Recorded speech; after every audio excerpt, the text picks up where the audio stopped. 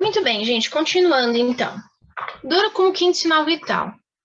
Eu acho que todo mundo deve ter ouvido falar que a dor é o quinto sinal vital. E aí isso causa muita confusão para as pessoas, porque as pessoas pensam, poxa vida, mas o paciente com dor, ele tá numa ameaça de vida, eu preciso, né? Porque assim, um paciente que tá com uma febre muito alta, que tá, por exemplo, com uma infecção, um paciente que está com uma alteração de PA, está com uma PA muito baixa, ele está em risco de entrar em choque, poxa, isso ameaça a vida, né?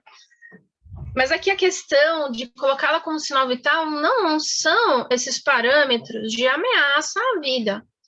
São que, como a gente viu lá, que a maioria dos pacientes, eles sentem dor associadas com alguma doença no PS, 90%. A dor, ela atrapalha o tratamento, ela causa sofrimento do paciente. Veio essa campanha de entrar com a avaliação de dor junto com os sinais vitais, por quê? Para deixar a dor sistematizada, tá? E ela é um sinal vital, sim. Ela está falando para você como que o seu corpo está reagindo com algum evento que está acontecendo. Alguma coisa de errado está acontecendo, certo? Então, eu já falar um pouquinho sobre a história da dor, para a gente entender esse panorama, esse contexto que entra aqui, o quinto sinal vital, panorama cultural, um pouquinho de definição, claro, da definição, implementação, escalas e as campanhas da IASP. A avaliação do paciente e a aplicação das escalas vai ficar para outra aula, gente. Sobre as escalas, gente, não precisam ficar preocupados. Na verdade, a gente tem 1 milhão de escalas em dor, cada uma avalia uma coisa específica, tá? E as escalas dependem muito da população específica que você está trabalhando e o que você quer da escala. Então, você não precisa decorar essas escalas. Mas você precisa conhecer, você precisa saber que elas existem e tem algumas que você precisa saber. Por exemplo, uma escala visual, analógica, não tem como não saber, tá? Tem que saber, tá? Mas você não precisa, por exemplo, decorar uma escala de McGill, que nem o Newton falou. É uma escala mais acadêmica. Tem sua aplicabilidade? Tem. Mas não necessariamente você precisa saber ela e nunca decorar, gente. Escala não é para decorar também, né? Então, voltando aqui. Então, a gente estava falando que a dor é subtratada, que a informação é crucial. Então, como que a gente faz para reverter esse quadro? Fazer a identificação precoce da dor. Essa é a função da dor como quinto sinal vital. Então, a história da dor é que esse slide ficou super pesado, gente. Eu coloquei muita coisa aqui no mesmo slide. Vamos lá, gente. Não sei, não estou entrando aqui em mérito de religião e nada aqui. Na verdade, eu tinha até uma descrição aqui do Alcorão também, mas que eu acabei não colocando, gente. Então, lá na Gênesis da Bíblia, lá, primeira passagem lá, Deus pôs Adão para dormir, um sono profundo, para poder tirar uma costela dele para fazer o molde da criação da Eva, né, gente? Eu não acho que é assim, mas tudo bem. Mas já tem uma referência de que você tirou o estado de consciência do paciente para o paciente não ter sentido desconforto, deixar o procedimento ser feito. Tem papiro de 3.000 a.C. falando que os egípcios usavam papoula, que é ópio, né? O ópio vem da papoula, uma flor super linda, diga-se de passagem. Tratamento da dor. Na China, se desenvolveu várias terapias. A acupuntura é só uma... Que eu acho que você está apresentando... a tela que está aparecendo para a gente é da outra aula ainda. Não está aparecendo a dessa aula, os slides. Deixa eu entrar de novo aqui. Que estranho.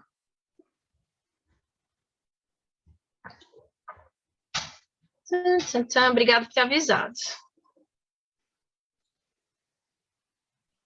Agora sim. Agora entrou? Obrigado. Então, gente, deixa eu só fazer um desabafo aqui. O Zoom, ele é meio estranho, tá, gente? Ele é ótimo para gravar tudo, a gente usa, mas ele sempre dá um probleminha, tá? Vamos lá, de vez em quando acontece. Gente, a gente não é patrocinado pelo Zoom, tá? Só para falar. Continuando, então, aqui a listinha aqui. Então, eu estava falando aqui, para quem não viu o slide, identificação precoce, ok. Então, a gente está aqui na história da dor. Platão e Aristóteles, gente, lá, a Grécia Antiga, eles já entendiam que o cérebro era um local onde a gente percebia a dor e que ele tinha alguma ligação com o sistema nervoso, tá? Que aí o sistema nervoso foi descrito lá depois por Hipócrates, que até que inclusive descreveu, assim, uma possível fisiopatologia para dor de cabeça, por exemplo, tá? 1170, primeiro livro de cirurgia ocidental, onde você usava as esponjinhas embebidas em ópio perto do nariz para o paciente, para aliviar a dor do paciente e deixar ele deixar ele mais confortável. A morfina, gente, em 1806 ela foi isolada e eles começaram a usar as injeções hipodérmicas, tá? Então, através da pele. 1839. Aí, em 46, o éter foi usado como anestésico de cirurgia. Então, tem toda uma evolução, todo um interesse em tratar a dor. Cocaína vindo da América do Sul foi usada como anestésico local em 1860. Sim, cocaína era usada, tá? Durante a Guerra Civil Americana, que foi a primeira guerra que se usou em larga escala arma com disparo rápido, tá? Os médicos notaram que as lesões nervosas estavam provocando umas dores desproporcionais à lesão em si. Falou, nossa, mas esse paciente tem muito mais dor do que a gente achava que ele ia sentir, por exemplo. Quem conhece lesão por ferimento de bala sabe que é uma lesão super diferente, assim, para tratar. Ela é, assim, bem... varia muito de pessoa para pessoa. Causalgia, uma palavra grega que significa ardência, foi descrita em 1864. Novocaína, que é a procaína, que a gente usa até hoje, gente, que não tinha o mesmo efeito colateral da cocaína, ela foi, né, que era a dependência, ela foi desenvolvida em 1904 para substituir esse uso da cocaína. E aí, na Primeira Guerra Mundial, na Segunda Guerra Mundial, aonde, como toda guerra, a gente tem muitos feridos, e esses feridos sentem dor. Os médicos angariaram muita experiência e novos conhecimentos para tratar as dores produzidas por trauma, congelamento, dor fantasma, estresse pós-traumático e etc. Então, você vê como a história é rica, e aqui eu dei só uma pincelada. A gente tem pós-graduação sobre a história da medicina, que tem disciplina que dura o ano inteiro, que é só de dor, tá? Para você ver como a história é rica. Falando ainda de alguém aqui, vou prestar uma homenagem aqui pro Dr. Bônica, tá? Ele foi um médico, tá? Cirurgião de exército, na Segunda Guerra Mundial, que ele iniciou uma abordagem diferente para tratar os veteranos que estavam com dor crônica. Ele começou a fazer uma abordagem multidisciplinar, um tratamento bem diferente, porque ele viu que só dar o remédio não adiantava. Esses pacientes tinham problema psicológico, esses pacientes não se moviam, esses pacientes tinham dificuldade para se vestir, esses pacientes tinham várias alterações em outros sistemas também. E aí ele coletou todos esses conhecimentos dele sobre a dor e ele escreveu um livro, que é o Manejo da Dor, tá? A gente fala, né? Ele é um dos fundadores do manejo da dor moderna, um dos, né? Tem vários, tá? E aí os esforços deles inspiraram a Sociedade Americana de Dor a aparecer, a Associação Internacional para Estudos da Dor. Isso aqui é bem importante, porque isso foi um marco, tá? Na história da dor. Todo mundo que estuda dor um dia vai se deparar com o livro do Bônica, gente. Todo mundo. Livro muito bem escrito, por sinal. Que é claro, né? Eu já nem lembro mais que edição que ele tá. Agora, a última edição foi de 2019. Tem umas fotinhas para vocês aqui. Então, cirurgiões durante a Segunda Guerra Mundial, né? Para você ver, né? Eles não estão na pandemia, estão todos cobertos. Mas que interessante, né? Eles não... Tem gente com máscara, tem gente sem máscara. Tem aqui um bulbo de vidro de infusão de éter, tá? Isso daqui é usado para anestesia. Aqui a gente tem um papel egípcio aqui, ó. É um desenho aqui, ó. Tratamento da cefaleia, tá? Isso aqui descrito de muito tempo, um dos mais antigos. E aí a gente tem aqui, eu coloquei duas pinturas, quando fala de dor, acaba falando, né? Esse quadro aqui do Edvard Munch, que é o Grito, que aqui eles falam se esse quadro tem várias histórias sobre esse quadro, tá? Falando aqui sobre a dor emocional, você olha para a pessoa que está aqui pintada, você sabe que ela está sentindo dor em alguma esfera. E a Frida Kahlo, né? A Frida Kahlo é uma pintora mexicana super famosa, que todo mundo conhece também, que ela teve poliomielite na infância, sofreu acidente de carro, ficou anos na cama com imobilismo e ela sofreu de dor crônica a vida inteira. Ela tem vários quadros onde ela está retratando a dor dela, aqui chama Coluna Quebrada. Olha que interessante, né? Ela está aqui com várias órteses de contenção, ela tem vários pregos aqui nela que ela falava que às vezes ela sentia ferroada no corpo inteiro, e ela representou desse jeito, tá? Isso aqui, entre muitos outros exemplos, a gente podia colocar muitos quadros e muitas figuras aqui. Panorama cultural. Então, eu estava falando para vocês que eu aqui, Luciana, sou uma mulher cisgênero, é a mesma coisa que o Takeda lá no Japão, é a mesma coisa que a Ângela no Portugal, né? É a mesma coisa que Lewis nos Estados Unidos, é a mesma coisa que o Finn lá no Alasca, não é a mesma coisa, porque a gente vem de sociedades diferentes.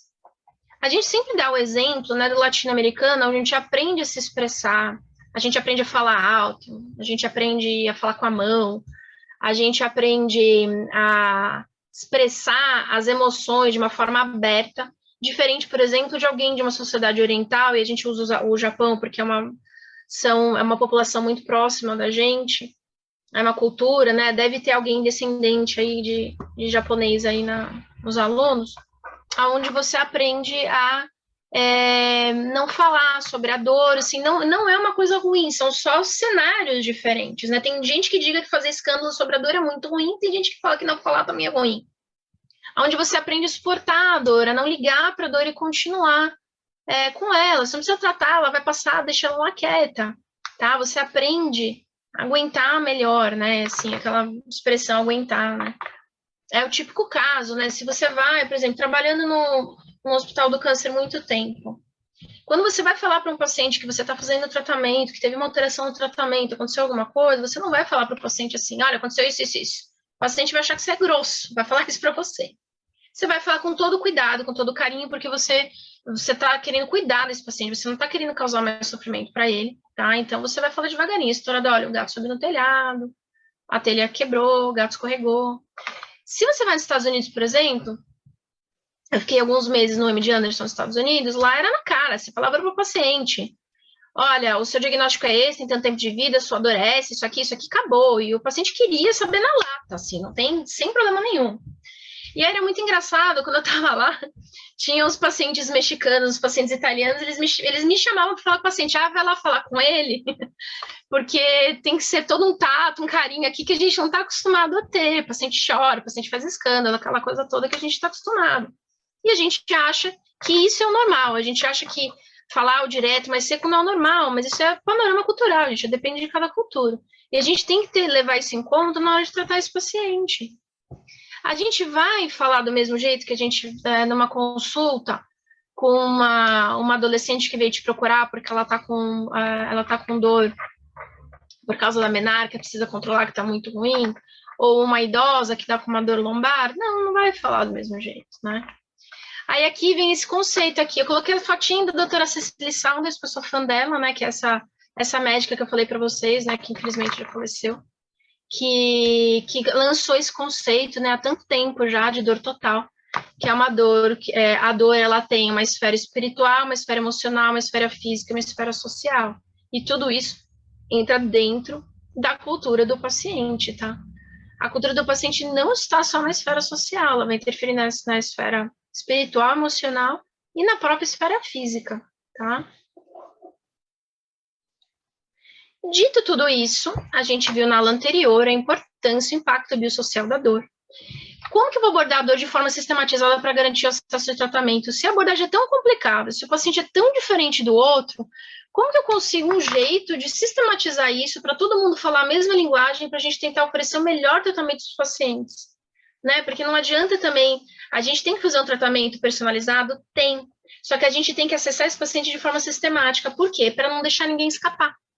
Se a gente sistematiza a abordagem da dor, a gente consegue tirar aquela questão do subdiagnóstico, a gente consegue diagnosticar o maior número possível de pacientes com dor. Para isso que serve a sistematização de tratamento, tá? E aí você consegue garantir que esse paciente tenha acesso ao melhor tratamento. Então, muito bem, quinto sinal vital. Vamos lá. A gente tem temperatura, a gente tem respiração, pulso, pressão arterial, que nem a gente falou que são sinais vitais que estão ligados diretamente à ameaça, à vida, né, à homeostasia do paciente. E a dor que está ligada também à homeostasia, mas não é uma ameaça direta, mas é um sinal indireto. Mas foi colocado junto, por quê? Para você ter uma sistematização. Então, assim, a enfermagem vai lá, ela vai medir a temperatura, vai ver a frequência respiratória, vai ver a frequência cardíaca desse paciente, vai ver a PA do paciente e vai acessar a dor também, né? Então, isso daí foi falado sobre isso a primeira vez lá em 1996 pelo presidente da Sociedade Americana de Dor, que ele falou exatamente o que a gente acabou de falar. Se a gente tivesse o mesmo zelo de acessar a dor quando a gente acessa os outros sinais vitais, que é tão importante que a gente fica lá, acessa lá, faz o protocolo de tanto em tanto tempo, a gente ia conseguir acessar de uma maneira mais adequada, porque ela é muito importante. Apesar de ela não oferecer esse risco direto à vida, ela influencia em todos os outros sistemas, influencia inclusive nos outros sinais vitais, certo? Então, a inclusão da avaliação da dor junto aos sinais vitais para assegurar que todos os pacientes tenham acesso às intervenções para o controle adequado. Então, é isso daqui, inclusive, é usado pelas Joint Commissions dos hospitais. Isso aqui é selo de qualidade. Os hospitais que têm padronização e usam, e todos deveriam usar, tá, gente? Eles ganham um selinho de acreditação de que o hospital é bom. Então, quem que vê o quinto sinal vital? É a equipe de enfermagem, gente. Né? A gente sabe que o hospital não funciona sem equipe de enfermagem, né? Então, é assim, eles que vão recolher os primeiros sinais vitais para a gente e vão distribuir os sinais aqui para o resto da equipe, que vão acessar isso, né? Então, lá em 95, numa Associação Médica Mundial, lá em Lisboa, foi feita uma declaração falando que o paciente tinha direito a não ter dor, tinha direito à dignidade de não ter dor, em 95. E em 96, a Sociedade Americana preconizou a dor como quinto sinal vital, e logo depois isso tornou-se lei de direito para todos os pacientes serem assistidos na dor, tá, gente? Isso daí tá lá, declaração, tá? E aí as comissões de qualidade hospitalar reconhecem a dor como quinto sinal vital, inclusive é um dos selinhos que eles levam. A dor é super importante para o paciente receber a acreditação da Joint Commission. Né? Hoje em dia todo mundo quer uma acreditação, um selo de qualidade, padronização do sistema, e a dor é um desses pilares. Então, o que acontece? A avaliação ela tem que ser visível, gente. Não adianta você fazer. Então, vai lá o técnico de enfermagem recolher lá o sinal vital, ele vai lá, anota, e o prontuário fica, o registro fica no computador, ele fica perdido. Não, ele tem que ser super visível esse registro, para garantir que você tem uma intervenção, se você vê que esse sinal está alterado, e você tem reavaliação subsequente, para saber se o paciente, quando você fez o tratamento, se esse paciente melhorou. Não adianta nada você dar um tratamento e sumir, certo? Então, tem que ter registro sistemático e periódico da intensidade. Por isso que é aquela coisa, isso vale para todos os sinais vitais. Todo sinal vital tem registro sistemático periódico. Aquela coisa de, vamos ver sinal vital, é uma vez por dia? É 2 vezes por dia? É de 8 em 8 horas? É de 4 em 4 horas? É de 2 em 2 horas, em caso de TI? Tá?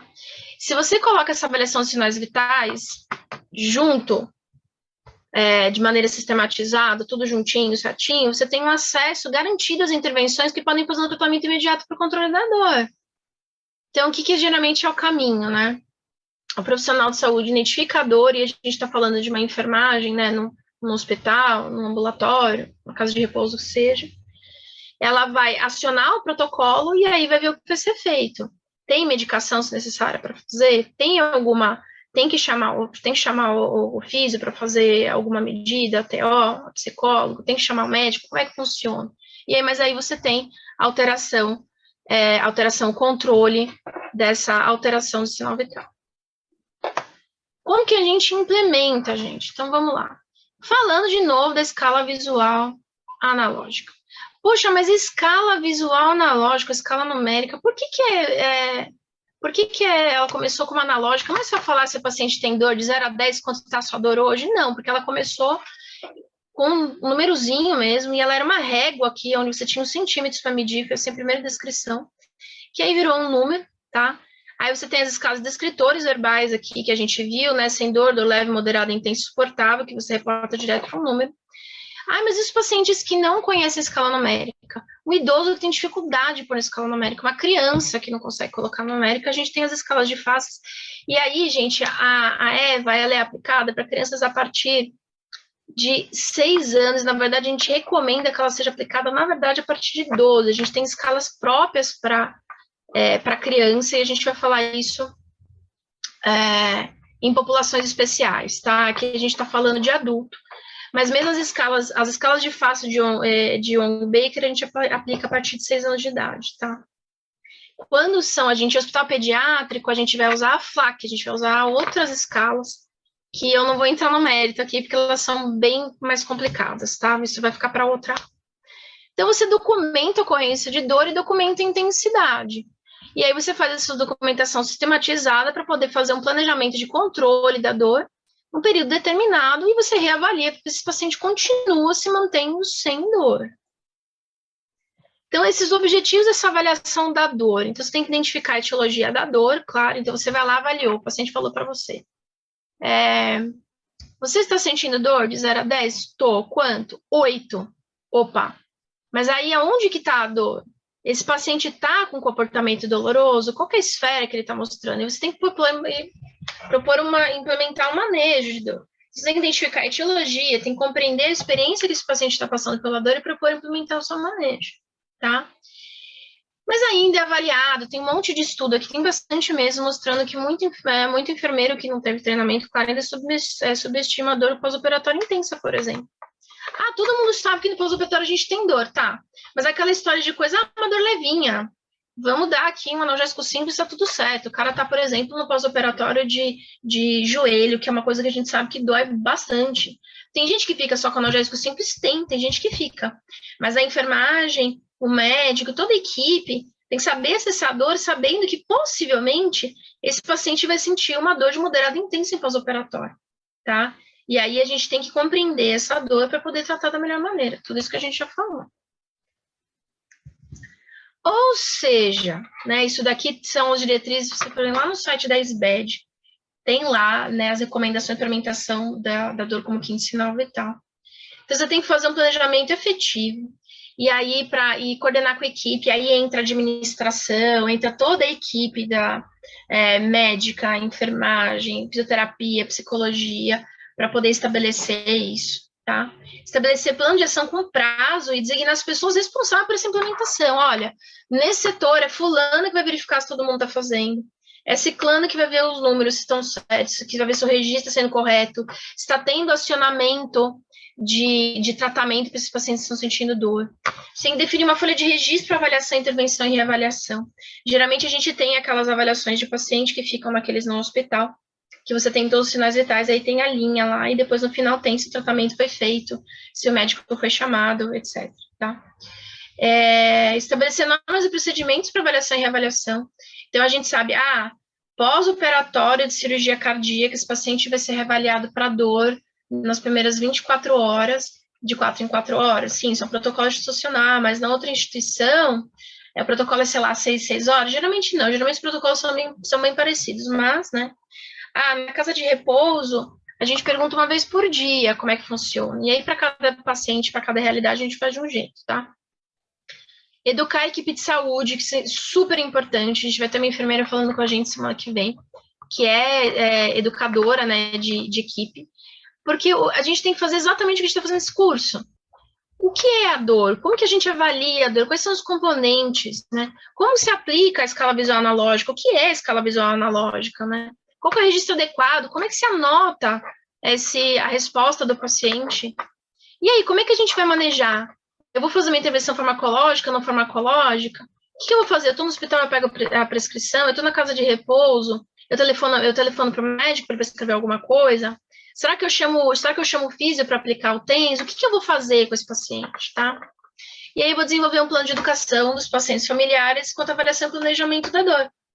Por quê? Porque às vezes pode ser um paciente que está indo para casa, por exemplo, a gente pegou esse paciente do pós-op de joelho.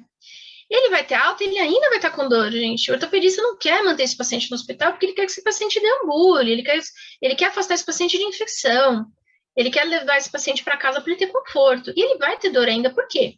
Porque, gente, pós-operatório de cirurgia de joelho, seu ortopedista me corrige, mas ele costuma doer aí 3 semanas. Claro, né? A intensidade vai diminuindo, né? Os 5 primeiros dias são os piores, aquela história toda. Mas então, a gente vai educar o paciente, falar, é normal você sentir dor, você tem que se movimentar, você tem que fazer reabilitação, tá? Se você sentir dor, você pode tomar isso, você pode pôr essa compressa, você pode fazer isso, pode fazer aquilo, para os familiares, falar, olha, seu filho fez esse cirurgia do joelho, não se preocupe, ele vai sentir dor, mas isso é normal, isso é bom para ele, tá num processo de reparação tecidual, certo? Mas não assim, não necessariamente significa que ele precisa sofrer, tá? A gente não precisa aguentar a dor, a gente consegue para diminuir o sofrimento do paciente, né? E aí a gente vai escolher o método, né? Gente, não existe escala perfeita, acabei de falar. Não tem uma escala que acesse todas as esferas. Não tem uma escala que seja universal para todo mundo, que seja aplicável em qualquer ambiente. Mesmo a escala, a EVA que a gente usa no mundo inteiro, tá? A gente não aplica, por exemplo, para criança pequena, a gente não aplica para idoso com alteração cognitiva, por exemplo, tá? E aí, fica como? Porque não tem, cada escala varia uma coisa. Qual que é a escala perfeita? É a escala que acessa o que você quer ver. O que a EVA quer ver? Ela quer ver a evolução do paciente naquele período de tempo que você demarcou, durante o dia. Como que tá a dor? A dor tá piorando, tá melhorando ou tá a mesma coisa? O próprio paciente se autoavalia, ele deu um número. Se 10 é a pior dor que ele já sentiu na vida e 0 é sem dor nenhuma, geralmente a gente fala assim, né? E ele te deu uma nota 8 de manhã, você fez a medicação, a nota foi para 5, mas a nota voltou a ser 8, opa, tem alguma coisa errada. Ou então, não, agora a nota é 5 e agora a nota tá 2. Ok. E assim você vai reavaliando o paciente, tá? Então, a escolha da escala depende se esse paciente tem comunicação verbal, porque a gente acabou de falar, né, na outra aula, que a comunicação verbal é o principal meio da gente falar que está com dor. E aí, se a gente não tem a comunicação verbal, são outras escalas. O paciente está entubado, faz como? Comunica como? A gente tem a escala de conforto do paciente entubado. A gente vai ver os outros sinais vitais do paciente. A gente vai ver expressão do paciente, a gente vai ver comportamento, um monte de coisa. Claro, a não ser que o paciente seja totalmente sedado, mas às vezes o paciente sedado, gente, cuidado. Sedação não é igual analgesia, né? Anestesista aí que não deixa mentir. Paciente sedado sente dor, hein? Tá? Próprio desenvolvimento do pensamento, gente. Então, o que não adianta eu pedir para uma criança de 4 anos de idade, que não conhece ainda muito bem a dimensão numérica, me dar a expressão de dor em número. E o conceito de dor para ela também, ela sente dor, mas ela não consegue explicar direito. Eu tenho que usar outra escala. Ou então, sim, eu vou querer apresentar para um paciente que tem uma escolaridade super baixa também, querer ficar detalhando a escala numérica, não dá, né? Tipo de dor também. Então, assim, se eu quero acessar o tipo de dor, não adianta eu usar uma escala simples, eu vou ter que fazer, e assim, para cada tipo de dor, a gente tem uma escala. Então, eu tenho escala para acessar dor neuropática, por exemplo, escala específica, tá? Cultura e etnia. Não adianta, então, assim, eu tinha um hospital que eu trabalhava em São Paulo, que atendia uma comunidade japonesa muito grande. E as batians e os oditianzinhos lá, né, os vovôs e as vovós japoneses, eles não falam que estão com dor, eles falam, uma vez eu estava conversando com uma batian, ela falou para mim, mas eu não vou falar que eu tô com dor, porque se eu falar que eu tô com dor, eu não vou embora do hospital, se eu falar que eu tô com dor, a dor vai ser real para mim. Então eu sei que ela vai acontecer, eu sei que tá tudo bem, mas eu aguento a dor, doutora. E aí você vê aquela história lá de cultura, etc, tá. Assim como também tem, né, a vozinha italiana, gente, a minha vozinha italiana, minha nona lá, que grita e chora porque tá com uma dor que a gente considera leve. Falou assim, poxa, mas eu só funcionei uma agulhinha no seu braço, né? Se assim, isso é supostamente uma dor leve, não, mas não dá pra gente julgar a experiência do outro em relação à dor, né, gente? E mito, cuidado com os mitos, gente. Por exemplo, que o RN não sente dor. Ele sente dor, sim. É que ele não tem as vias rápidas de dor, ele tem as vias lentas. Então, gente, eu não sei quem que já passou em estágio de neonatologia, ou que alguém que tem bebezinho, alguma coisa assim. Se você, na primeira semana de vida da RN, você fura o pezinho da RN lá para colher o destrinho dele, fazer o teste do pezinho, etc, etc, ele tem um delay. Quando a gente fura o nosso dedo com a agulha, a gente faz um ai na hora, né? Praticamente. Ai, furou. O pé, você fura, dá um delayzinho ali de segundinhos, aí de repente ele começa já a falar, nossa, mas que delay é esse? Porque tá usando fibra lenta. Mas a dor tá lá. Tem que tomar muito cuidado com esses mitos, tá? A criança não sente dor? Sente sim, tá? Cuidado, paciente sedado não sente dor? Sente sim, tá bom? E aí a gente vai escolher o melhor método de acordo com a população, com o tipo de doença e o ambiente que a gente tá? E o que você quer daquela escala. Tá? Mas aí, por que eu escolhi a escala visual analógica, né, a escala numérica, para avaliar esses pacientes da dor como quintil vital? Aqui eu coloquei uns exemplos de escalas, tá? Quando a gente fala escala unidimensional, multidimensional, são escalas unidimensionais que avaliam só um fator e os multidimensionais vários. Então, Tem aqui a escala de dores, escala de faces, a intensidade de dor numérica, multidimensionais, então inventário breve da dor, o McGill, o Roland Morris, o DN4, o LANS, aí tem um monte, tá? O LANS daqueles famosos receituários que a gente preenche para medicação de alto custo. E aí, por que se escolheu? Porque é uma escala simples. Número é uma coisa universal. A maioria da população adulta, a mesma população analfabeta, ela sabe contar, ela entende a dimensão de número. E mesmo na população pediátrica, a partir de certa idade, a gente consegue também aplicar. E ela é de aplicação fácil, rápida, e a gente usa para autoavaliar o paciente. É por isso que ela foi escolhida. Não adianta, por exemplo, vamos dar um exemplo. A gente estava falando da escala de McGill, aquela que eu mostrei lá, que tem todos aqueles descritores, né? Adianta eu, lá no PS, ou na enfermaria do hospital, ou lá na casa de repouso, eu chegar para o paciente, vamos lá, preenche o McGill aqui para mim, no pós-operatório. O que você vai mostrar para mim? Vai mostrar que ele está com dor ou sem dor? Sim. Eu falo, não estou com dor, não adianta eu preencher, ou então estou com dor. Aí procura lá do escritor, ok. Na qualidade de dor. Pode mostrar uma mudança do descritor, que nem o Newton comentou? O descritor era esse, virou esse, mudou. Sim, pode. Mas e aí, como é que eu vou usar esse resultado para poder acionar aquela corrente de tratamento para o paciente? É ruim.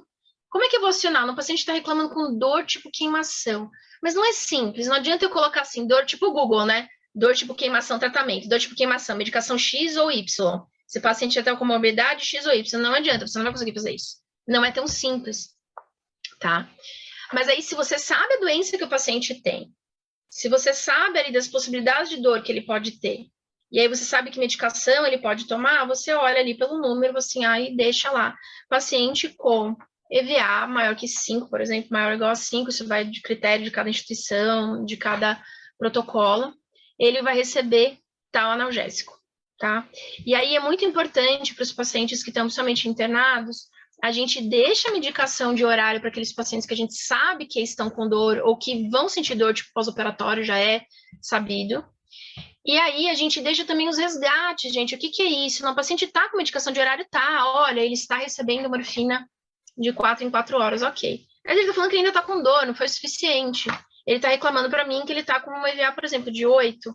Aí eu deixei resgate, se o paciente permanecer com dor, escala maior ou igual a 7, 6, que seja, não sei o que, dá mais um pouquinho, você faz todo o cálculo, e aí vai todo um protocolo institucional para poder fazer isso.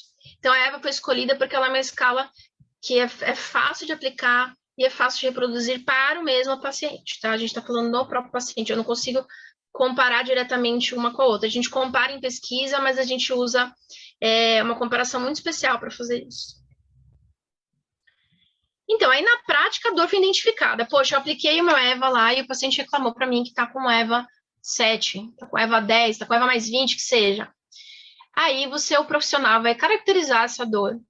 Ele vai dar localização, distribuição, radiação, frequência, intervalo, intensidade, você vê quanto, né? Evasão do escritor, fatores agravantes, sintomas associados. A gente vai ver o que está acontecendo de uma forma geral com esse paciente. Tá? Isso aqui a gente também tem uma aula da professora Maria do Desterro, só para falar da avaliação do paciente com dor. A gente identificou a dor, caracterizou ela, a gente vai aplicar os protocolos institucionais. Poxa, mas eu tenho que caracterizar para aplicar? Não é só saber que ele está com dor? Poxa, ele já falou para mim que está com uma escala 8. Não, a gente vai caracterizar. Peraí, esse paciente fala para mim que está diariamente com 8 e ele está tomando medicação e, sei lá, o paciente está querendo mais medicação porque ele sei lá, ele tem drogadição. Ou então, poxa vida, esse paciente está falando para mim todo dia, aquele paciente lá do pós-operatório de joelho. Ele tá falando que estava com dor no joelho, né? Característica em aperto, queimação, não sei o que, tal. De repente ele falou não. Agora a dor tá diferente, tá parecendo uma facada. Ela tava só quando eu me movimentava, agora ela tá doendo o tempo todo. E se eu me mexo, piora muito mais. Poxa, tem alguma coisa acontecendo. E se isso acontecendo, o que a gente tem que fazer? Não, tem que reavaliar esse paciente, alguma coisa mudou. Então não é só simplesmente olhou um número, o paciente não é um número, né? Ele deu um número para você, esse número vai acender uma bandeira vermelha na sua cabeça para você caracterizar essa dor. Não, peraí, esse paciente do pós-operatório de joelho, ele está reclamando a mesma dor que já era esperado, que aquela dor, que ele está falando que é uma dor, uma dorinha aperto barra queimação do joelho, quando ele se movimenta, quando ele faz a extensão do joelho, e ele está dando a mesma nota que ele deu nos outros dias, então eu vou aplicar a medicação que está aqui de horário, que já foi reservada para esse paciente com a previsão de que ele pudesse sentir dor. Ah, ok, não mudou nenhuma característica, por exemplo, tá? Poxa, esse paciente que eu acabei de falar que piorou, poxa, será que ele não está com uma infecção lá no sítio operatório, por isso que piorou? Pode ser. E assim vai, né, gente? E aí, lembrando que, na prática, às vezes, o paciente, você vai chegar para ele, aqueles escritórios que a gente falou, você vai pedir a nota, se é aquele paciente que é a primeira vez que você vai lá pedir a notinha para ele, e ele vai falar assim, ah, não sei, doutora, nota, é uma dor que me angustia, não sei dizer. Então, são todos aqueles descritores, e aí você tem que tentar acessar o paciente. Não, mas pensa bem, assim, aí você pode mostrar a régua, pode mostrar a carinha de faces e tudo mais. Tem várias reguinhas que vêm as faces embaixo. Não, aponta para mim qual que você acha que é a carinha que mais se identifica. Então, pensa bem assim, qual foi o momento que você mais sentiu dor na sua vida? Dona Maria, eu senti quando eu dei o parto para minha filha. Essa dor que eu tô sentindo agora é igual? Não, é dor muito menor. Ou então, não, é muito pior a dor. E aí o paciente começa a ter uma dimensão de como usar a escala numérica. Aqui, então, a gente estava falando da IASP, né, que é o capítulo brasileiro da IASP, a SBED, que é a Sociedade Brasileira para Estudo da Dor. Todo ano eles lançam uma campanha de conscientização para os tipos de dor, tá? Então, na verdade, a primeira campanha que eles lançaram foi lá atrás, dor como quinto sinal vital, que só tem uns exemplos de campanha que tem os logos, porque tem um monte de campanha que não tem, se vocês entrarem no site. A campanha desse ano é o Ano Global contra Lombalgia, que é a dor mais prevalente, que é, junto com o cefaleia, o principal motivo de procura do médico, tá? Por exemplo, em 2020 foi o ano global de prevenção da dor, tá? 2018 foi de educação em dor, 2017 dor, depois da cirurgia, pra você ver como que é importante, e assim vai, né? Dor articular, dor neuropática, né, contra a dor aguda, tem várias campanhas aqui, não tem todos os logos, é bem interessante de acessar, porque eles lançam bastante material sobre essas campanhas, eles incentivam pesquisa, eles disseminam conhecimento sobre cada um desse tipo de dor, tá?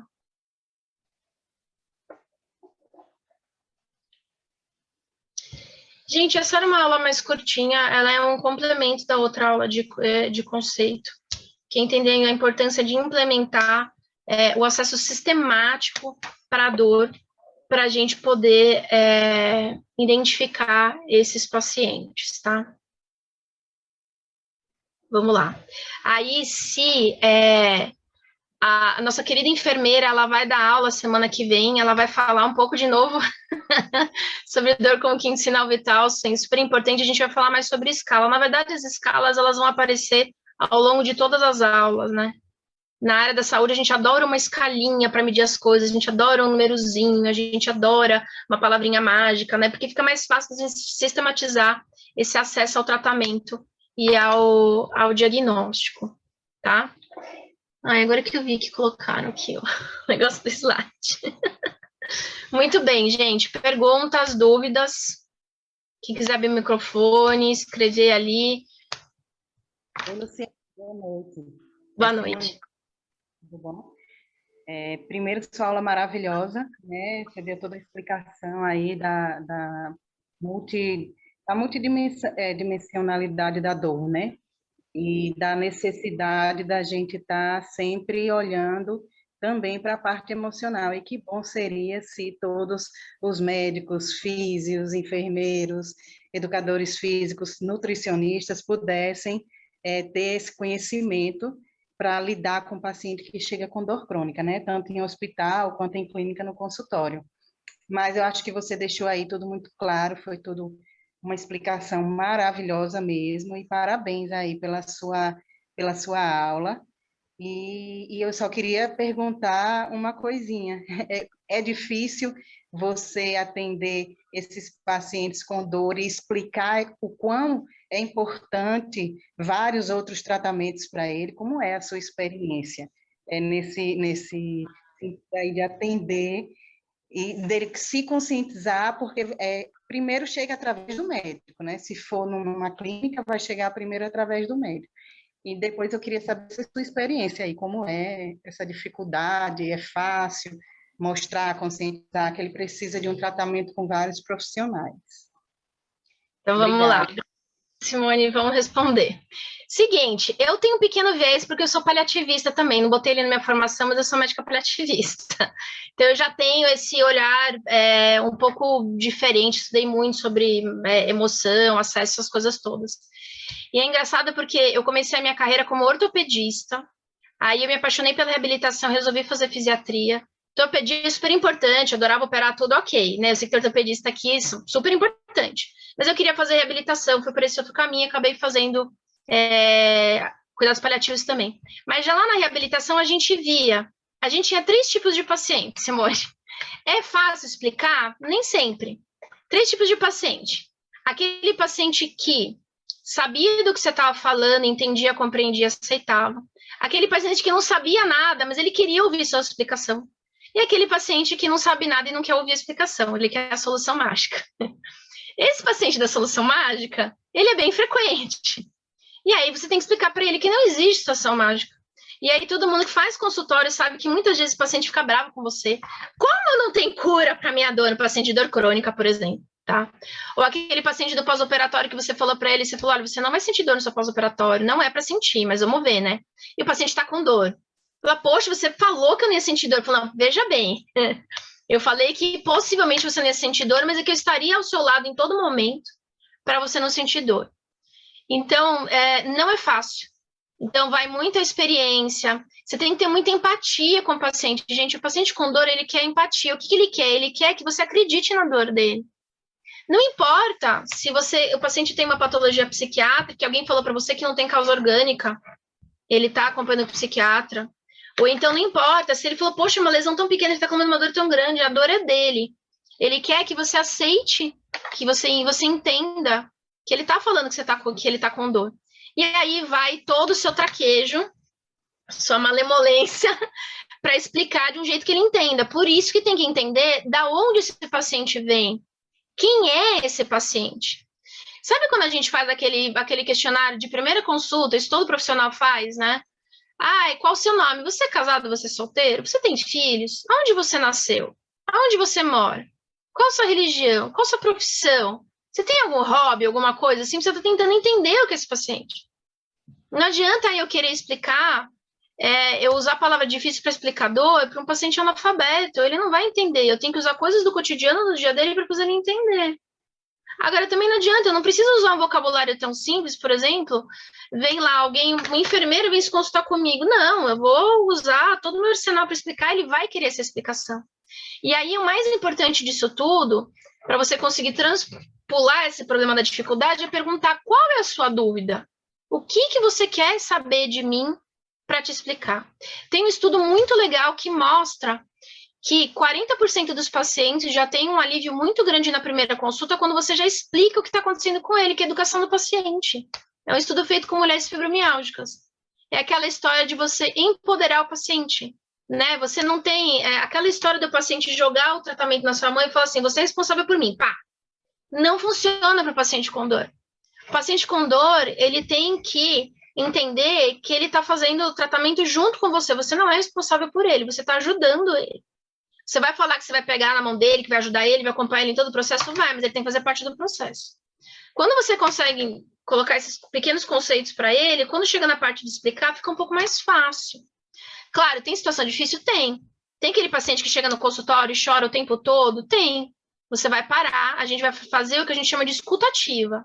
Você vai ter paciência. Quem faz consultório sabe que consulta atrasa, porque tem paciente que demora mais, ele começa a chorar e não para por meia hora, gente. Deixa ele chorar, você vai fazer o quê? Tem que deixar.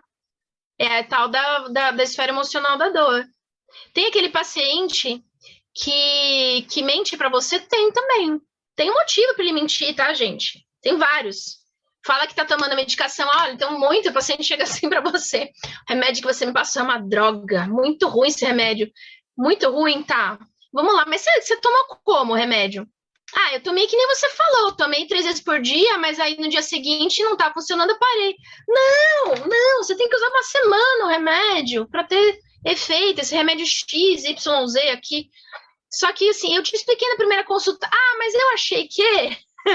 Eu podia tomar uma vez, duas, e a dor ia passar, nunca mais ia voltar, porque o remédio era milagroso e passou.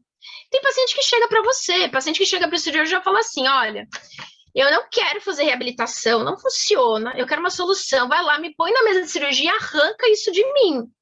Difícil. Agora, os pacientes com dor aguda é um pouco mais fácil de tratar, porque a gente viu, né, que a evolução é melhor, a gente tem data para tratar, mas mesmo assim não é fácil, gente. Ser médico de dor é ter empatia e ter criatividade, gente, tá? Gente, mais alguma pergunta? Alguém quer falar de alguma experiência aí, gente, com paciente? Pode falar, gente. Gente, só uma coisa, eu lembro de um professor meu da faculdade, muito bom. Tinha um paciente com um cirurgião geral, tá? O paciente, ele era um lavrador, analfabeto, assim, com interior, assim. E aí ele tava com uma hérnia inguinal e tava doendo, e o paciente queria entender por que tava doendo a hérnia. E o cirurgião, como é que eu vou explicar? Peraí, seu João, você já trocou um chuveiro na sua vida? Já, doutor, já troquei o chuveiro. Então, sabe quando você desatarracha o chuveiro? Você tem que trocar a resistência do chuveiro? Sim, doutor. Então, quando você desatarrachou e trocou a resistência ali, imagina que a sua barriga é a parte de cima do chuveiro, que as tripas são a resistência e a parte de baixo é o pedaço de baixo. Imagina que a resistência, as suas tripas caíram na parte de baixo, isso é uma coisa assim, o paciente entendeu, gente. Fabuloso. Falou, a resistência está no lugar, eu não deveria estar, por isso que está doendo, tá bom? A tripa foi para baixo. Ah, doutora, agora eu entendi. Ah, muito bom.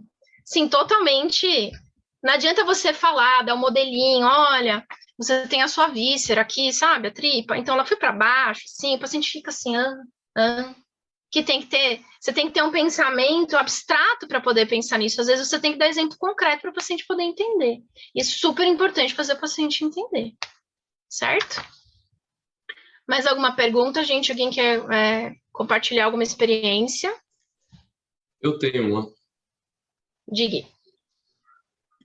Eu tenho uma aluna que começou o tratamento, né, o treinamento, com cervicalgia, passou 1 ano a 2 mais ou menos, melhorou.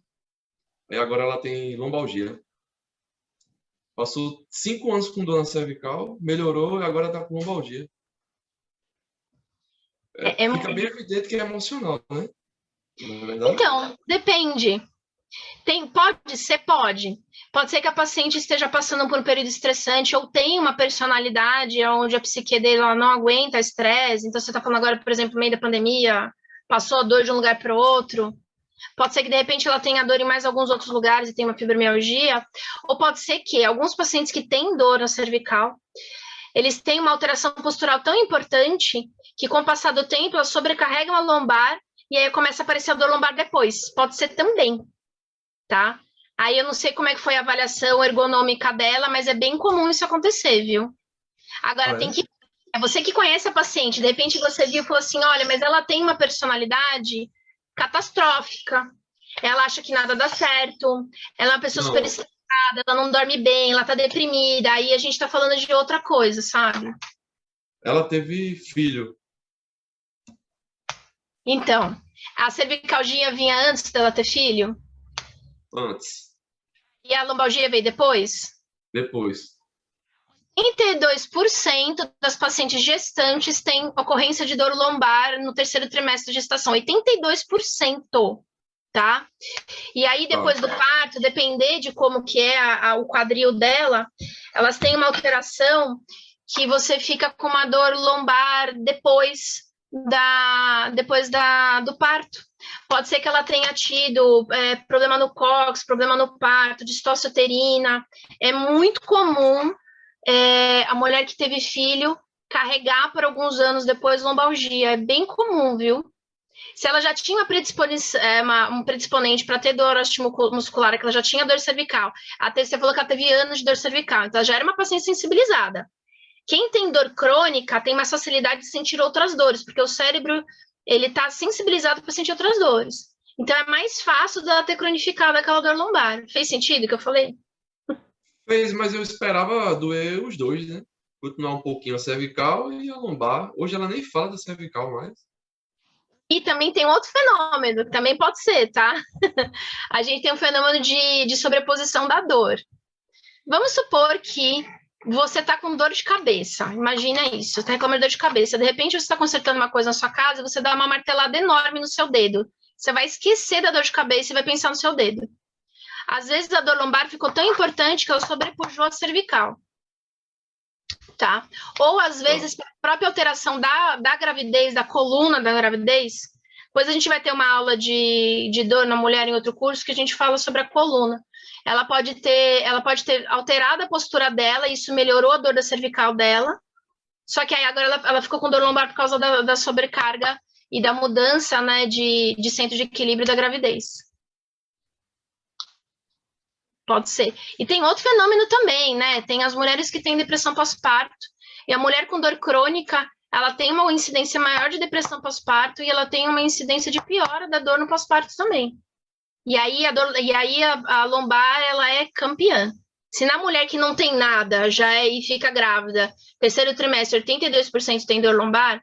Gente, eu não sei aqui das mulheres aqui quem ficou grávida, assim, se vocês conseguem lembrar, se alguém está grávida agora, chegando aí de 6 meses para frente no último trimestre. Quem não teve uma dorzinha nas costas? É que a gente esquece isso, mas tem. Mas então tem todas essas situações, viu, Ulisses? Tem várias, né? Por isso que é tão importante caracterizar a dor em todos esses setores para a gente saber qual que é o caso dela. Você viu que eu coloquei vários panoramas para você, né?